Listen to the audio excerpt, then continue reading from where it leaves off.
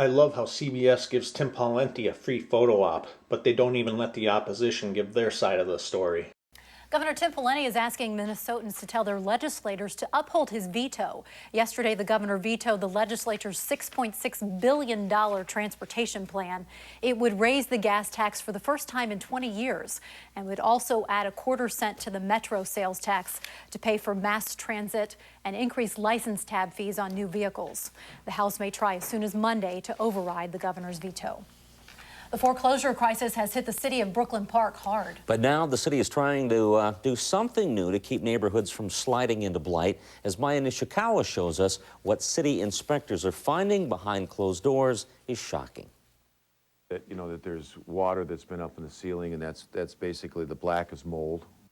Would you buy a home that looked like this? The city of Brooklyn Park is trying to make sure no one can even try to sell a house with such hazards.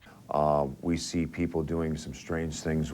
In September, Brooklyn Park began requiring anyone selling a home to have it inspected by the city. So far, they found about 140 homes with serious code violations, like this basement covered in mold, hanging electrical wires and pipes. Here, someone hooked up a dryer vent hose to a water heater. This is a very dangerous situation. Outside this home, someone broke the electrical meter. These are all serious things that could possibly injure or possibly kill someone. Kerper Dwanyan is pleased the city is doing something to protect buyers and renters who might not be that savvy, like newcomers from Liberia. People who have been here longer tend to know the rules more and tend to know what their rights are and how to go about trying to find a suitable home. But newcomers are not quite equipped. Only about 35 of the 140 homes with violations have been repaired so far. The majority of homes with violations that haven't been fixed are foreclosed homes. It's not in anyone's interest to let those homes sit, but the city won't allow it to be sold until repairs are made. The city is hopeful banks owning the foreclosed houses will shell out the money to fix them up, or else the entire community loses. That's really sad, because these are nice homes. There's no time limit for homeowners to make those repairs to serious code violations, but the property can't be sold until they are made. And for minor violations, the owner has 180 days to finish repairs. And now it's time to use another soldier for a bogus little news blurb. I wonder what she thinks of the lies about the WMDs. If you pick up the Sunday paper tomorrow, you'll likely see a Minnesota soldier on the cover of the Parade magazine insert. Captain Andrea Orada is from Southwest Minnesota. She's a pilot and was part of the first all-woman Black Hawk mission in Iraq.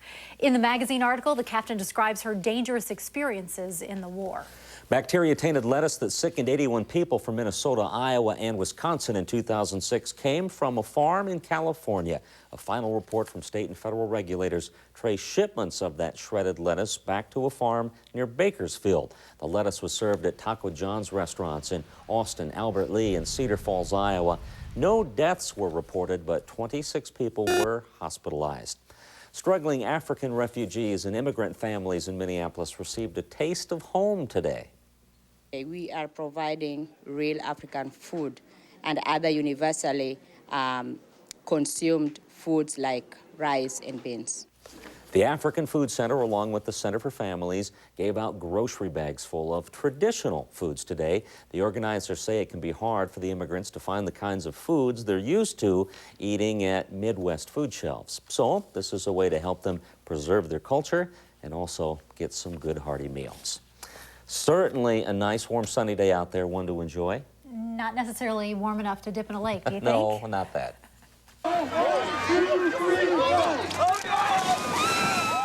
Someone forgot to tell these folks. Hundreds took the polar plunge today at Loch Levon Lake in Burnsville.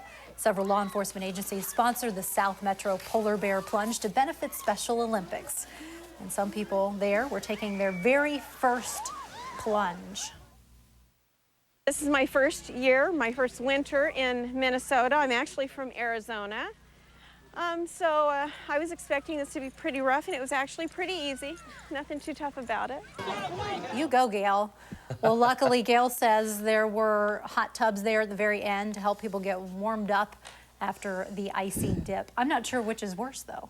The icy dip or the shock when you hop into the hot tub? I'm thinking what might be worse was the man wearing the blue woman's all in slip. good fun. That was strange in itself. I Chilling. think they dressed in costume That's as gotta part be of it. the event. It's for fun. Okay, well, we want to talk about a Twin Cities fixture, one that has hosted some of the nation's best comedians. Coming up, we'll celebrate the 50th anniversary of the brave new workshop with some of its founding members. And later in sports, highlights from today's border battle at the barn. And a whole bunch of hot mamas. We'll take you to a photo shoot that's trying to pick out the next mom-to-be model. WCCO couldn't find time to tell me what contaminated the lettuce, but they found time for the fashion crap?